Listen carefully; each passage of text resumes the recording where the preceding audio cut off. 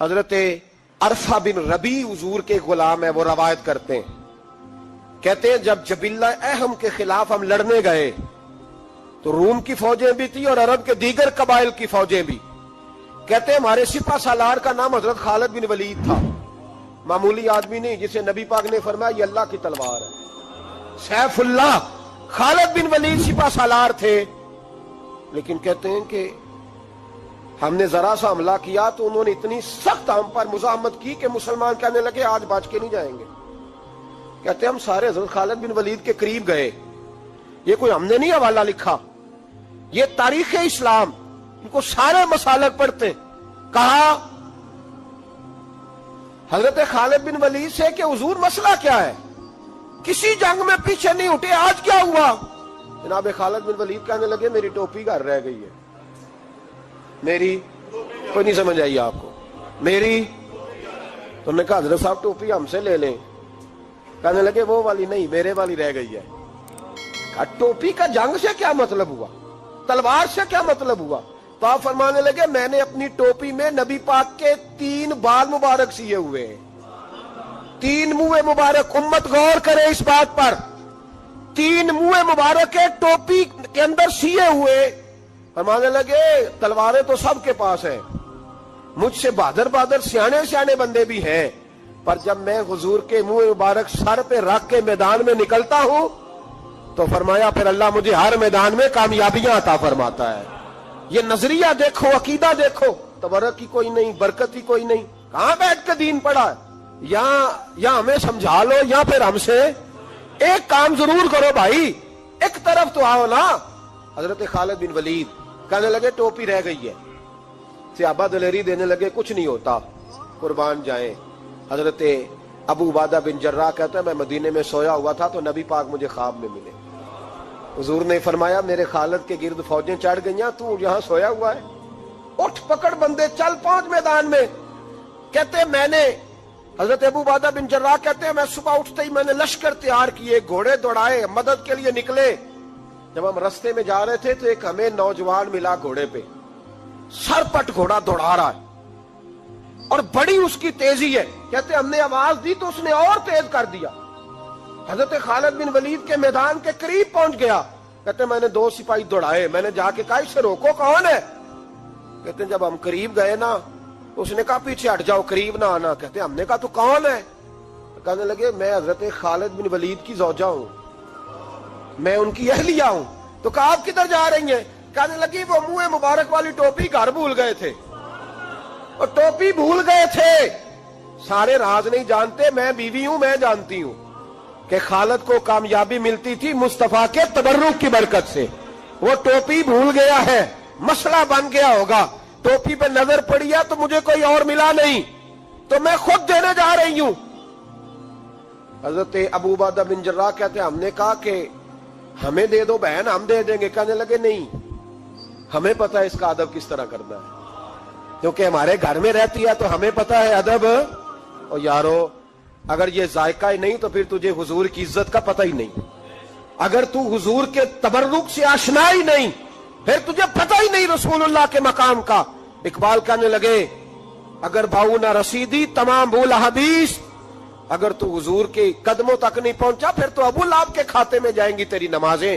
میرے مصطفیٰ کریم سید عالم صلی اللہ علیہ وسلم کی وہ ٹوپی لے کر زوجہ کہنے لگی تمہیں ادب کا نہیں پتا، میں ہی جاؤں گی. کہا چلو. کہتی وہ دوڑی گئی.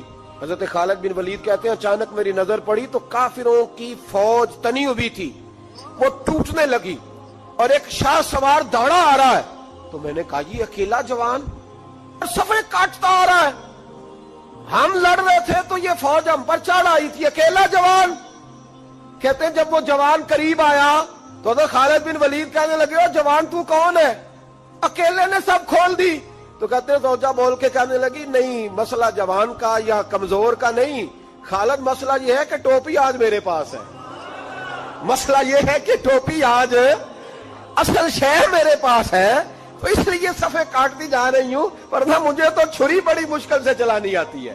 ٹوپی آج میرے پاس ہے. یہ ہے ارض جنت، یہ طیبہ کی زمین ہے، جنت بھی یہی، مال کے جنت بھی یہی ہے. یہ میرے محبوب پاک کے تبرک کی برکت ہے.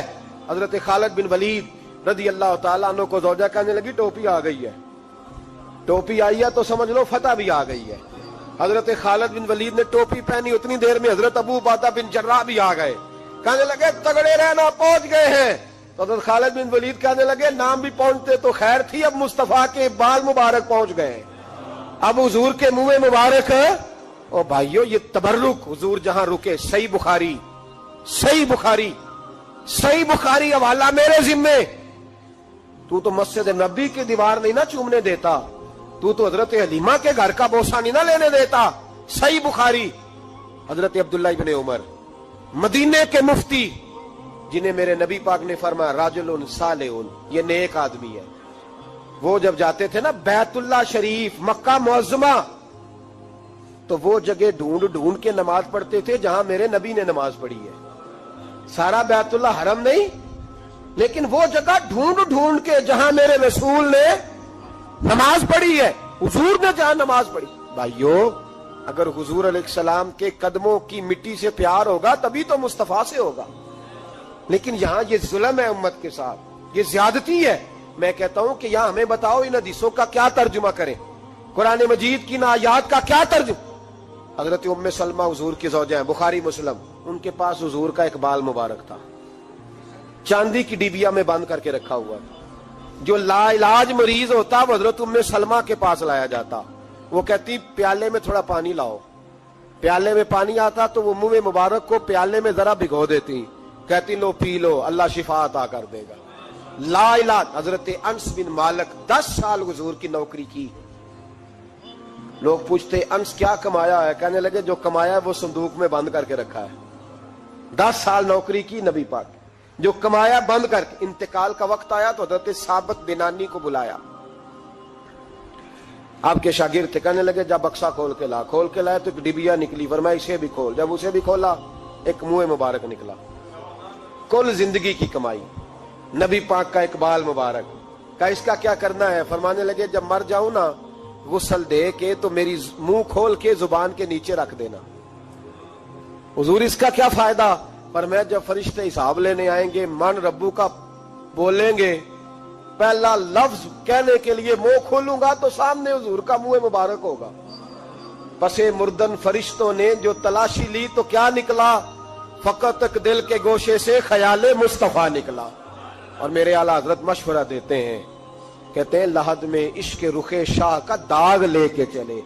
ہم نے اندھیری رات سنی تھی چراغ لے کے چلے.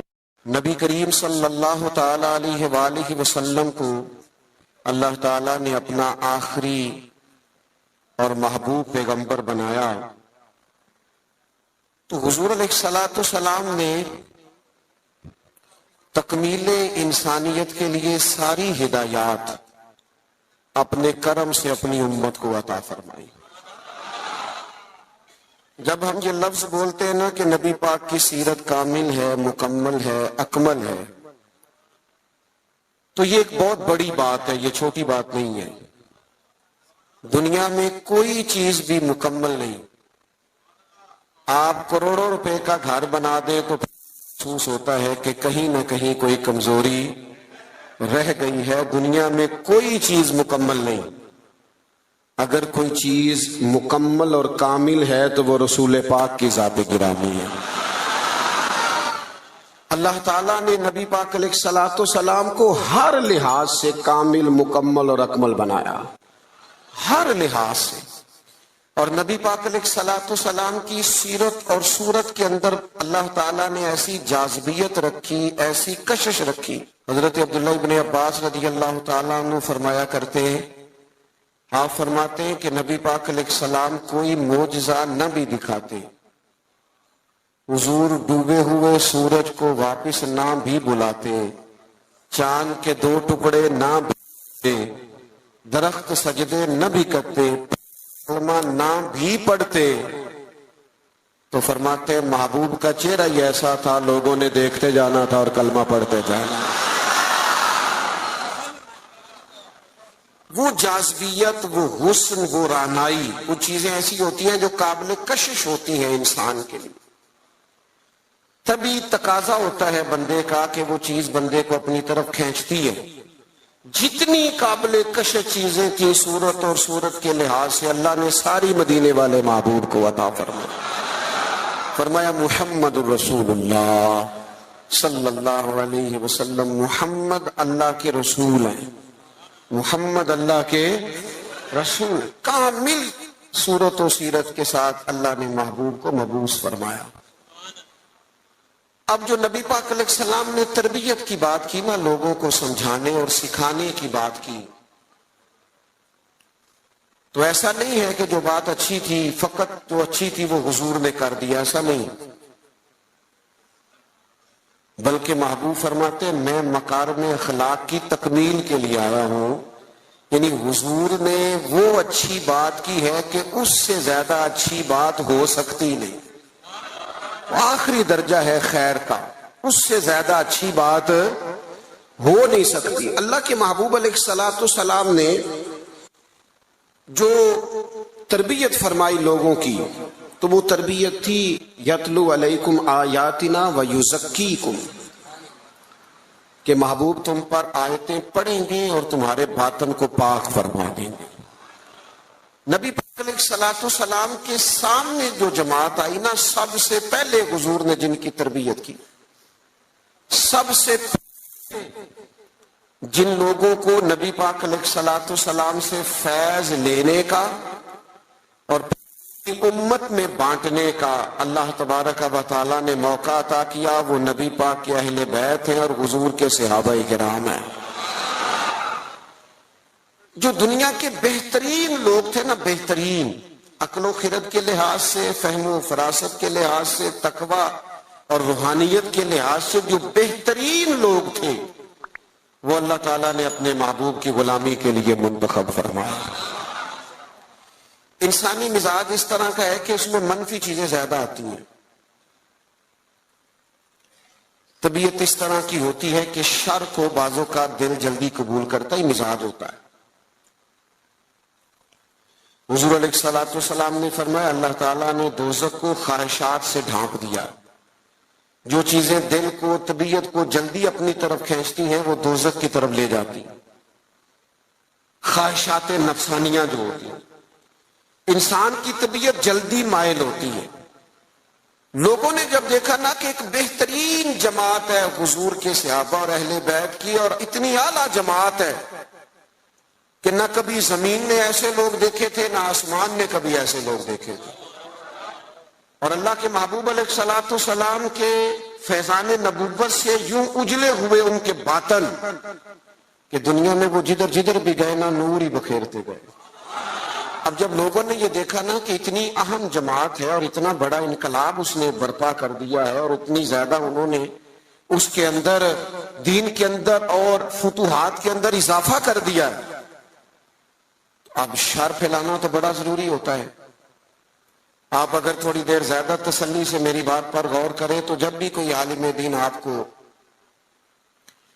کوئی بات سنائے گا یا لکھے، نہیں کہتا کہ ڈائریکٹ حضور سے سنا ہے، وہ کہتے ہیں حضرت ابو ہریرہ سے روایت ہے، حضرت ابو دردہ سے روایت ہے، حضرت عبداللہ ابن مسعود فرماتے ہیں، سیدہ عائشہ صدیقہ فرماتی ہیں، وہ کسی نہ کسی صحابی کا نام لے کے روایت بیان کرے گا۔ آپ کو سمجھ آ رہی ہے میری بات کی؟ دنیا کے اندر سب سے زیادہ محبوب علیہ السلام کے ارشادات موجود ہیں، فرامین موجود ہیں، اور وہ امت پر احسان کیا ہے نبی پاک کے صحابہ نے۔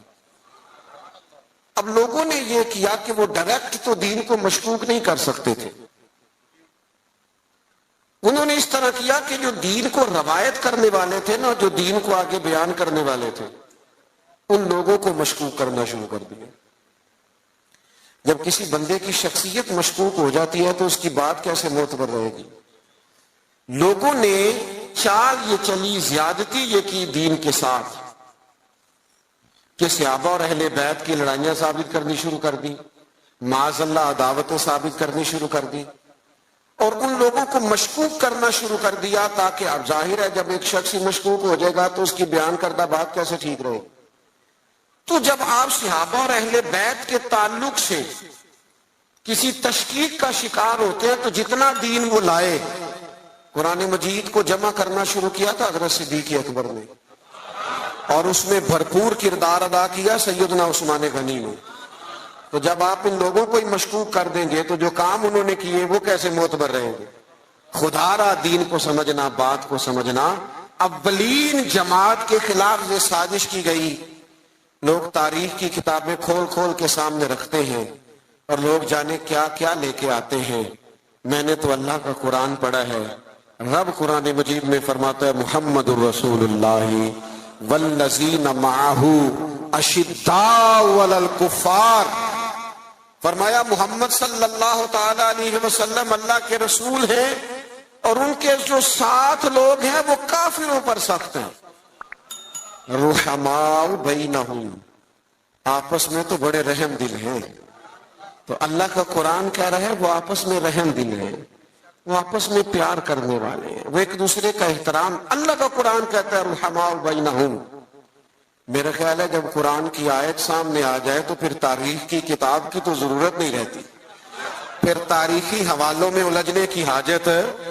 اللہ نے کہہ دیا رحماء بینہم، وہ آپس میں مہربان ہیں. ہو ہلکا یاراں تو بریشم کی طرح نرم. رزم حق و باطل ہو تو فولاد ہے مومن. مومن تو آپس میں رحم دل ہوتے ہیں، ایک وجود کی طرح ہوتے ہیں. علامہ اسماعیل حقی رحمت اللہ نے لکھا ہے ایک مقام پہ نا تمام صحابہ بیٹھے تھے. ہمارا ایک مزاج ہوتا ہے کہ ہم عزتیں نہیں دیتے، طبیعت ہوتی ہے. اور کچھ لوگ ایسے ہوتے ہیں جنہوں نے طے کر لیا ہوتا ہے کہ مجھے عزت ملنی ضرور چاہیے. یہ بہت بڑا مشکل کام ہے. بہت سارے لوگ خود اپنے لیے پروٹوکول کا اہتمام کر لیتے ہیں، وہ زیادہ نقصان کا باعث ہوتا ہے. کوئی سیاسی سماجی فلاحی بڑا آدمی آ جائے نا کبھی محفل میں تو وہ گردن اونچی کر کر کے دکھاتا ہے پیچھے کہ لو میں آ بھی گیا ہوں اور نقیب صاحب نے میرا نام ہی نہیں لیا. بہت سارے بندوں کی تعریف نہ کرو تو نیند نہیں آتی بیچاروں. یہ ابھی ہم آ رہے تھے نا، ہم نے اپنے میزبان کو ٹیلی فون کر کے کہا کہ مہربانی کرنا کسی استقبال کا اہتمام نہ کرنا. فقیروں اور وزیروں میں کوئی تو فرق رہنا چاہیے، کوئی تو فرق رہ جائے. یہ پہلے کہا، آنے سے پہلے کہا، پوچھ سکتے ہیں. اور میں آ رہا تھا تو ایک سنگی جو ہیں وہ جلدی سے گرنے لگے پیروں میں.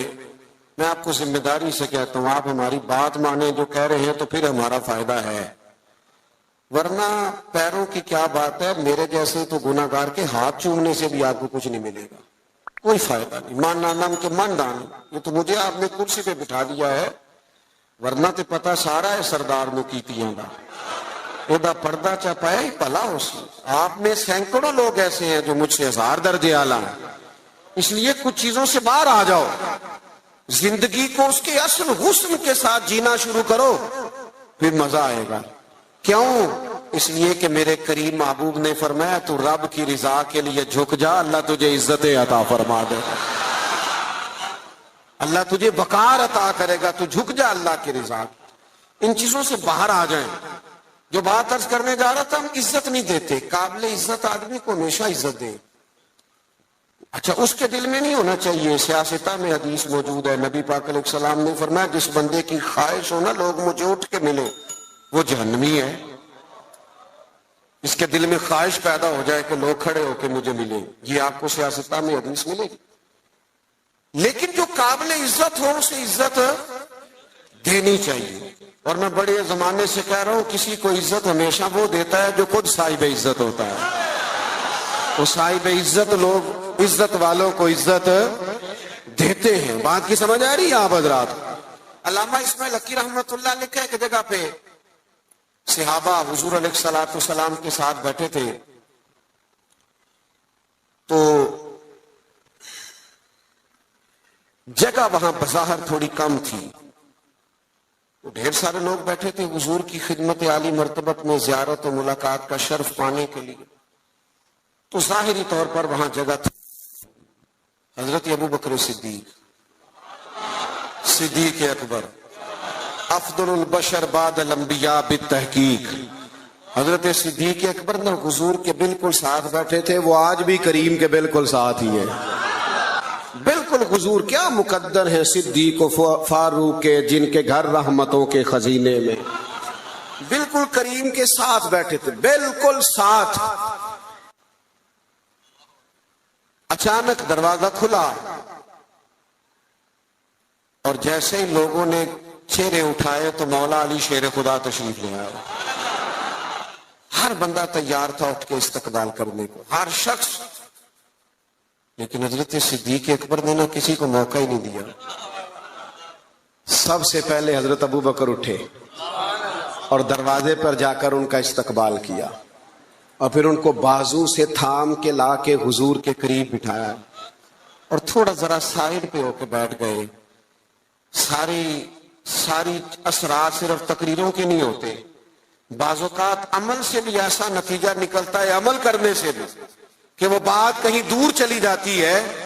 हजरत सैयदना सिद्दीक अकबर उठे, बाजू थामा, ला के मौलाए कायनात को हुजूर के करीब बिठाया। किसी ने तबसरा नहीं किया, महफिल का रंग ही बदल गया। लोगों के जहनों में तस्वीर भी बदल गए। जब कैफियत और हो गई तो और क्या तबसरा कोई करता। मेरे करीम बोले और हुजूर फरमाने लगे, देखा तुमने मेरे अबू बकर ने क्या किया है? तुमने गौर किया मेरे सिद्दीक ने क्या किया है? फिर हुजूर फरमाने लगे, इज्जत वाला ही किसी की इज्जत को पहचाना करता। अहले फजल, हमेशा हमारा ना दौर आ गया है हुकूक मांगने का। हर आदमी हुकूक मांग रहा और हर महकमे के अलग अलग हुकूक हैं और हर बंदा शिकवा कर रहा है।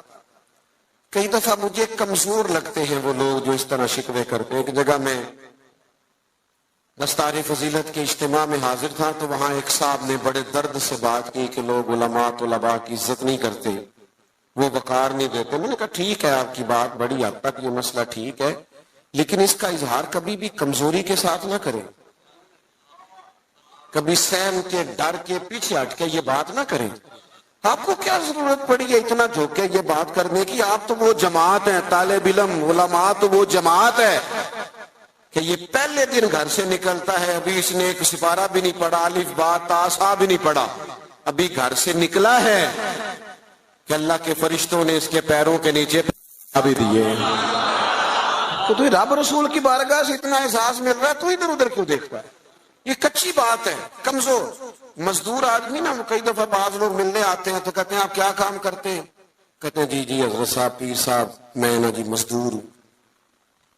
मैं कहता हूं ये आपने झुक झुक के बात क्यों की? सर झुका के आपने बात की मैं मजदूर हूं, इसका क्या माना हुआ? सर झुका के वो बात करे जिसने करप्शन की है, जिसने माल लूटा है, जो किसी के पैसों पे पलता है। तो मेहनत करके दो हाथों से कमा के खाता है, तू सार उठा के जिया कर।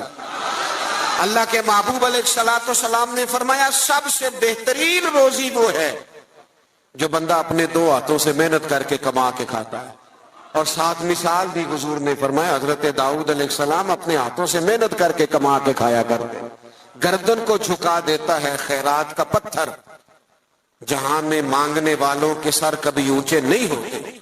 तो सहाबा किराम अलैहिम रिदवान का ये मिजाज रहा कि आपस में एक दूसरे को इज्जत दे। दूसरी बात ये थी कि उनकी जिंदगियों में जो पहलू आपको बड़ा गालिब नजर आएगा ना, वो पहलू है उनके मिजाजों की तभी सादगी। सादा तर्ज जिंदगी ना आसान बड़ा होता है, और ये जो तर्ज जिंदगी होता है ना थोड़ा सा दुनिया से हट के, ये मुश्किल होता है। यानी जो बंदा अभी आ गया ना चारा काटता हुआ वुजू करके चेंज करके मस्जिद में, वो जहां भी जगह मिल जाए खैर है, उसे टेंशन कोई नहीं। और जिस बच्चे ने 4-5 हजार दे के बाल सीधे कराए हुए हैं, वो परेशान भी बड़ा है कि मैंने इतना खर्चा कर दिया, कोई देख ही नहीं रहा मेरी तरफ। ये सादा तर्ज जिंदगी बड़ा आसान होता, बड़ा।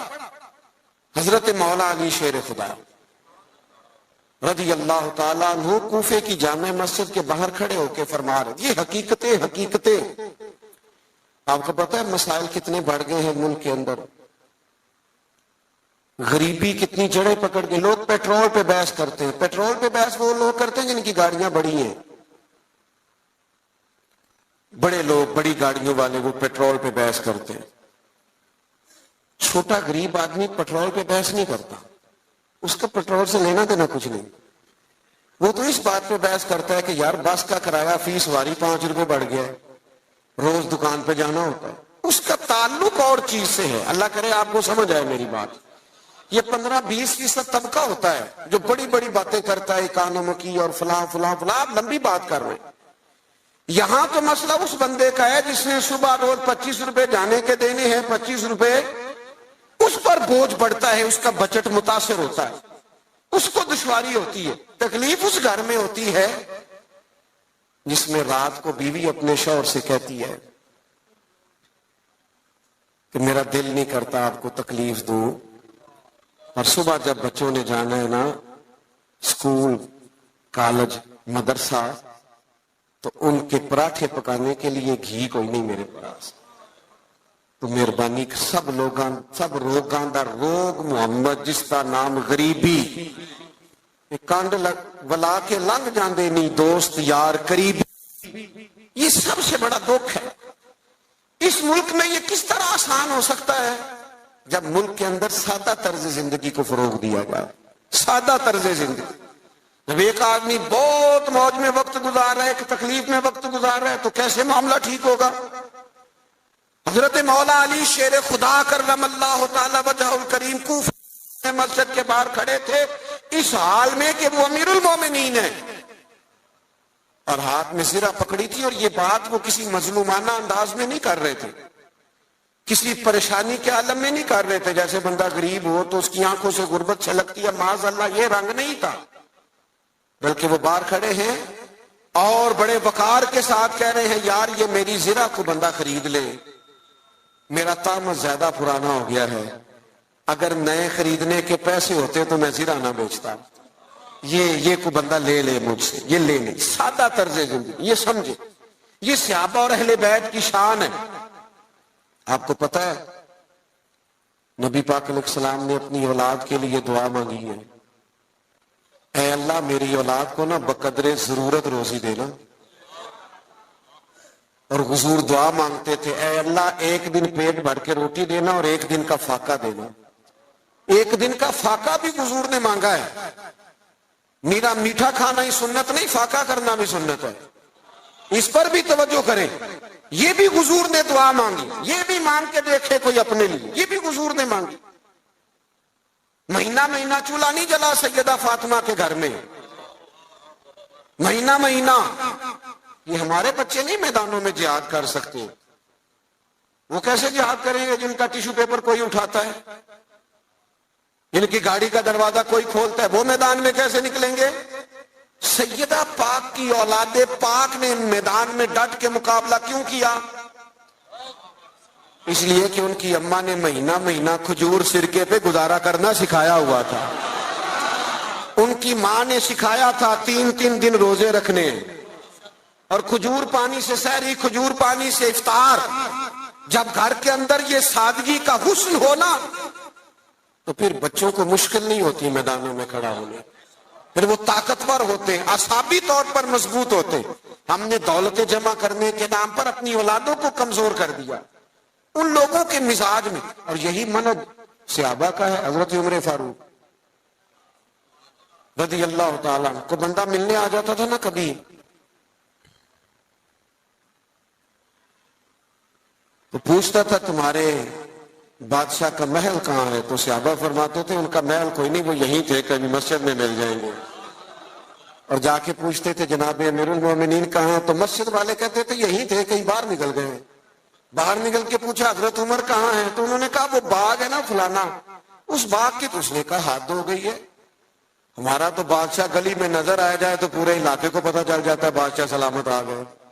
اور یہاں عجیب منظر ہے کہ امیر المومنین اور 22-24 لاکھ مربع میل کی حکومت. یہ سادہ طرز زندگی اسی کسی دے کچھ بھی نہیں لگتے. نہ کوئی ساڈا دردی تے نالے اٹھ بلیا چل اوتھے بسیے جتھے نہیں سنے, نہ کوئی ساڈی ذات پچھانے نہ کوئی سانو منے. یہ طرز زندگی, یہ انداز تکلم. حضرت سیدنا فاروق اعظم ادھر گئے ہیں ایک دفعہ نا, تمام صحابہ نے یہ ذرا اس کا مزہ لے کے دیکھیں، اس کا بڑا مزہ ہے۔ میں کئی دفعہ دوستوں سے کہتا ہوں روب کپڑوں کا نہیں ہوتا، روب کردار کا ہوتا ہے۔ ہاں کسی آدمی کا 6 کروڑ کا مکان ہو نا، بڑی سوسائٹی میں بڑی کوٹھی، تو پیسہ کرپشن کا ہو تو لوگ دروازے پہ کھڑے ہو کے کہہ دیتے ہیں 2 نمبر مال ہے۔ اور بندہ ٹوٹی ہوئی موٹر سائیکل پہ آئے، چھوٹا سا آفیسر ہو، چھوٹا سا ملازم، اور جس کرسی میز پہ بیٹھے وہ بھی ٹوٹے ہوئے ہوں، تو اس کے باہر دفتر کے دروازے پہ بڑے بڑے وزیر سفیر کھڑے ہو کے کہہ رہے ہوتے ہیں یار بندہ بڑا کھرا ہے، نہ سفارش نہ جائے سنتا ہے، نہ رشوت لیتا ہے۔ اس کا مطلب ہے روب کپڑوں کا۔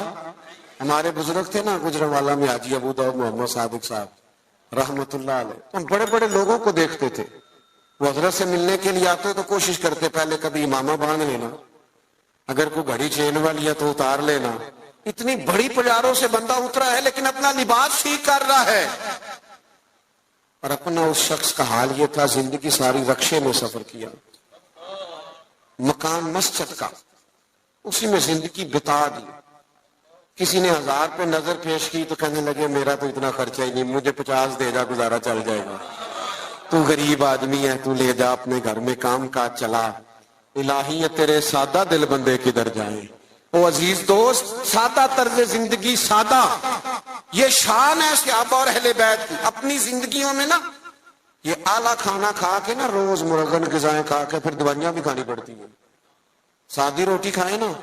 میں نے اپنے ابا جی سے ایک دن پوچھا، میں نے کہا کھانے میں کیا پسند ہے؟ کہنے لگے پتر جے بھوک لگی ہوئے تے اچار دا بھی بڑا ہی مزہ ہے، تے چٹنی دا بھی بڑا ہی سواد ہے، تے جے نہ لگی ہوئے تے پھر نخرے، یہ نہیں کھانا یہ نہیں کھانا۔ بھوک لگ جائے تو پھر سارا کچھ کھانے میں مزہ آتا ہے۔ حضرت عمر فاروق کو نا میٹنگ کر کے صحابہ نے میٹنگ کر کے کہا، باقاعدہ میٹنگ ہوئی کہ جناب عمر سے کہنا ہے حضرت صدیق اکبر رضی اللہ تعالیٰ عنہ کے دور مبارک تک اتنی وسعت نہیں تھی، اب تو اللہ نے بڑی وسعت کر دی ہے، آپ کو بھی مال غنیمت میں بڑا حصہ ملتا ہے، اور اپنی جگہ حضور کا فرمان بھی بالکل درست موجود ہے کہ اللہ نعمت دے تو اثر دیکھنا پسند کرتا ہے۔ آپ کا کرتا کوئی پرانا پھٹا ہوا، اتنے پیبند ہیں کہ اب پیبند لگنے کی بھی جگہ نہیں۔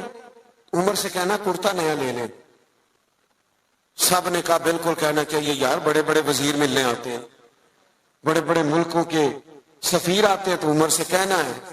سب کہنے لگے کہنا چاہیے کہنا چاہیے۔ ایک صحابی بولنے کہنے لگے چلو پھر اس بندے کا نام بھی بتاؤ جو عمر سے بات کرے گا۔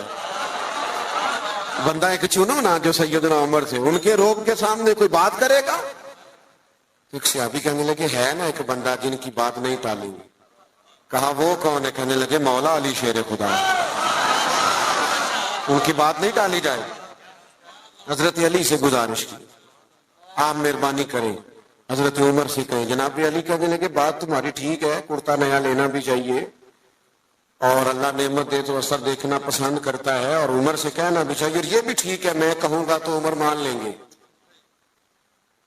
لیکن چونکہ میں ہم راز ہوں، میں طبیعت جانتا ہوں، میں کہوں گا تو مان لیں گے، پر یہ والی بات میں نے بھی کوئی نہیں کرنی، کوئی اور کہو تو کرا دیتا ہوں، یہ والی نہیں میں نے کرنی۔ کہا پھر کوئی رستہ ہی بتا دیں۔ تو حضرت علی کے پاس رستے تو سارے ہیں نا، جانتے تو سارے ہیں نا، وہ باب مدینہ العلم ہے۔ حضرت مولا علی کہنے لگے رستہ ہے نا، سیدہ عائشہ صدیقہ، وہ ماں ہے نا مومنوں کی، تو ماں کی بات ٹالی نہیں جا سکتی، ماں تو ماں ہوتی ہے۔ سیدہ عائشہ صدیقہ رضی اللہ تعالیٰ عنہ سے کہا آپ کہیے، تو سیدہ فرمانے لگی ٹھیک ہے، فوراً حکم دیا جناب عمر آئیں۔ انہوں نے بھی چند منٹ بھی نہیں لیے، فوراً حاضر ہوئے۔ ہر جگہ پہ نا بحث نہیں کرنی چاہیے، کچھ جگہ غلامی بھی کرنی چاہیے، چپ کر کے بھی مان لینی چاہیے۔ سانو قید سجن دا گہنا ہے، او جینجے رکھے اونج رہنا ہے، کبھی مان لینا چاہیے چپ کر۔ حضرت عمر دوڑے گئے، اماں جی میں حاضر ہوں۔ کہا امیر المومنین نے ایک بات کر لی، آپ حکم کریں۔ فرمانے لگی لوگوں کا خیال ہے کہ بڑے لوگوں کو آپ سے ملنا ہوتا ہے، اور آپ کا کرتا وہی پرانا، اللہ نے وسعت دی ہے مسلمانوں کو، آپ کے حصے میں بھی مال غنیمت میں سے حصہ آتا ہے، پر آپ گھر سے نکلتے ہیں اور مسجد سے نکلتے ہیں اور گھر جانے تک سارا تقسیم کر دیتے، ایک کرتا لے لے، کیا حرج ہے؟ کوئی بات نہیں، کوئی تفصیل نہیں، کچھ نہیں۔ حضرت عمر چپ کر گئے، کہنے لگے اماں جی آپ کا حکم آ گیا، شام سے پہلے پہلے لے لوں گا۔ ہاں ہاں، سانو قید سجن دا کہنا ہے، وہ جنج رکھے ایسا اونج رہنا، یہ حضور کی نسبت ہے، اس کا اکرام ہے۔ میں شام سے پہلے لے لوں گا، لیکن اگر آپ اجازت دیں تو ایک بات کر لوں چھوٹی سی۔ سیدہ کہنے لگی عمر کر لے، تو جناب عمر بات کرنے سے پہلے رو پڑے، کہنے لگے اماں جی یہ جو کرتا میں نے پہنا ہے نا، میں حضور کے زمانے میں بھی اسی طرح رہتا تھا۔ ابو بکر صدیق جب مجھے مشوروں کے لیے بلاتے تھے تو اسی طرح پیبند والے کرتوں میں جایا کرتا تھا۔ آپ حکم کریں گی تو شام سے پہلے پہلے لے لوں گا، لیکن میں اسی طرح رہتا تھا، اور اس طرز زندگی میں مجھے قرار ہے۔ تھوڑی دیر سناٹا چھا گیا، جواب کوئی نہ آیا۔ جب جناب عمر نے توجہ کی تو سیدہ عائشہ کے رونے کی آواز آ رہی۔ تھوڑی دیر کے بعد فرمانے لگی عمر جو صحابہ نے کہا وہ بھی ٹھیک تھا، لیکن جو آپ کہہ رہے ہیں وہ تو بالکل ہی ٹھیک ہے۔ آپ اپنے حساب سے جیئے، ایک تو آپس میں محبت احترام، اور دوسرا طرز زندگی سادہ، اور تیسرا آپ ساری کتابیں پڑھ لیں، سیدہ فاطمہ، مولا علی، حسنین کریمین علیہم رضوان کی سیرت پر ساری کتابیں، ہر کتاب میں لکھا ہوگا کہ گھر میں مہینہ مہینہ چولہا نہیں جلا، روٹی نہیں پکی، ہر کتاب میں لکھا ہوگا۔ لیکن مزے کی بات یہ ہے جس نے یہ لکھا ہے نا مہینہ مہینہ چولہا نہیں جلتا تھا، اس نے 2 صفحے چھوڑ کے یہ بھی سبھی نے لکھا ہے کہ گھر میں مہینہ مہینہ چولہا نہیں جلتا تھا، پر جو دروازے پہ آتا تھا اسے جھولی بھر کے عطا فرماتے تھے۔ مالا والے سخی نہیں ہوں گے کہ سخیاں کل مال نہیں ہوں، مالا والے سارے نہیں، کچھ ہوتے بھی ہیں اللہ ماشاءاللہ، مالا والے سخی نہیں ہوں، سخیاں کل مال نہیں ہوں۔ ہاں ایتھے اوتھے دوویں جہانی سخی کنگال نہیں ہوں، یہ بھی بات پکی ہے۔ یعنی غریبی میں سخاوت، وہ ہمارے ہم نے یہ سمجھا ہے کہ سخاوت کروڑوں اربوں سے ہوگی، لاکھ آئیں گے تو سخاوت ہوگی، یہ ہم نے سمجھ لیا ہے۔ حالانکہ نبی پاک علیہ السلام نے تو یہاں سے سخاوت شروع فرمائی ہے۔ حضور فرماتے ہیں کہ گوشت پکاؤ نا تو شوربہ زیادہ کر لیا کرو، اور اپنے پڑوسی کو بھی سالن میں شامل کرو۔ یہاں سے سخاوت شروع کی، یہاں سے حضور، یہاں سے۔ آپ غور کریں صحابہ اور اہل بیت کی زندگیوں پر کہ ان کا طرز زندگی سخاوت کے معاملے میں کیا ہے۔ بڑا کم ہوتا ہے سگے بھائی کو لوگ دینے میں کتراتے، لیکن جب ہجرت کر کے مہاجرین مدینے آئے تھے نا تو انصار نے چلتے کاروبار آدھے آدھے دے دیے تھے۔ یہ باتیں کرنی آسان ہے، لیکن کسی کو اپنا گھر، اپنے بچوں میں لوگ گھر تقسیم کرتے ہیں نا، دیوار میں دیوار نکلتی ہے تو روتے ہیں میرا گھر بٹ گیا ہے۔ اپنے بچوں میں بانٹتے وقت لوگ رو پڑتے ہیں۔ میرے دوستوں صحابہ نے تو آپس میں بانٹ دیا۔ میں بس بات ختم کرنے لگا ہوں۔ امام حسین رضی اللہ تعالیٰ عنہ گھر میں تھے، دروازے پہ دستک ہوئی، آپ نے صاحبزادے سے کہا دیکھنا کون ہے؟ عرض گزار ہوئے حضور ایک بھکاری ہے، فقیر ہے، مانگنے والا آیا۔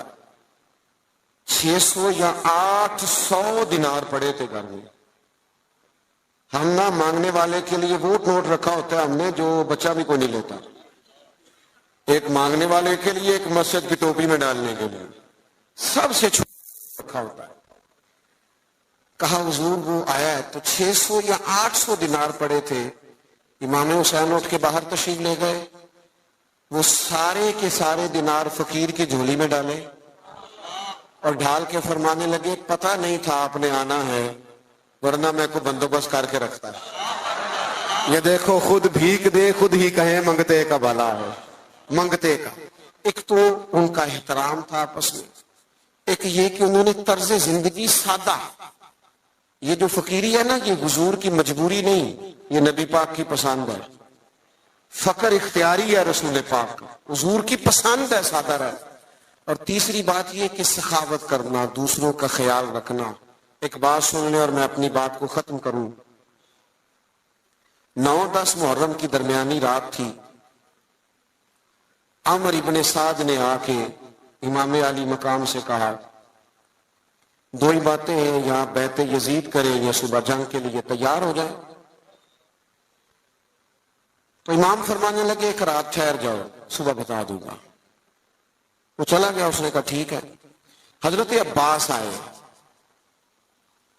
حضرت عباس رضی اللہ تعالیٰ عنہ عرض گزار ہوئے، بھائی جان میرے آقا، فیصلہ آپ کا مجھے پتا ہے صبح کیا ہونا ہے، فیصلہ ابھی بھی یہی ہے اور صبح بھی یہی ہے کہ آپ نے بیعت تو کرنی نہیں، ہونی تو جنگ ہے، تو آپ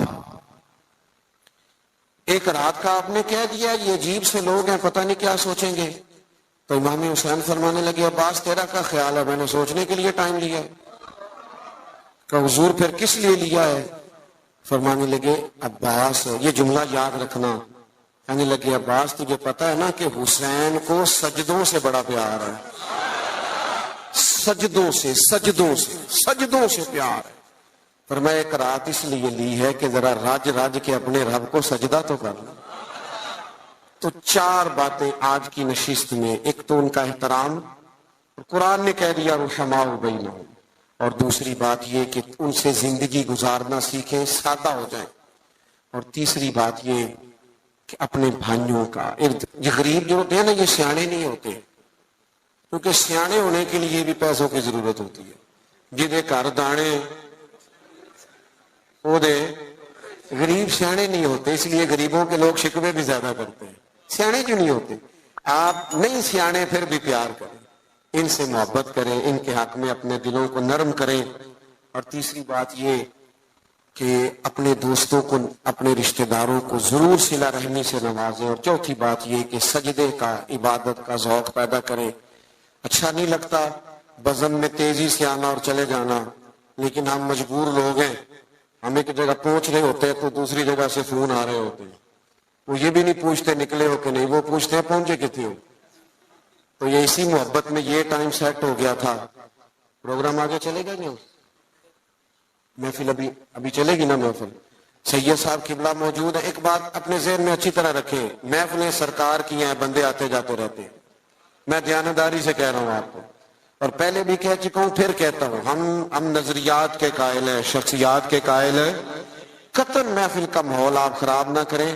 آپ اگر محفل میں اطمینان سے بیٹھیں گے تو اللہ کے گھر میں باوضو بیٹھو، مجھے تسلی ہوگی قلبی طور پر۔ ولی مشہد مرسلی تیری ناموس و حرمت کے ہم ہیں امین، تیری ناموس و حرمت کے ہم ہیں امین۔ بعد مکہ مدینہ کے تیرا حرم، قرۂ ارض پر محترم محتشم، تیری مٹی کو چھو جائے جس کی جبی، رب رحمان کا خاص اس پر کرم، چپ چپا تیرا نور کی کہکشاں، تیرا صخرہ و گنبد بہانہ فری، تیرا صخرہ و گنبد بہانہ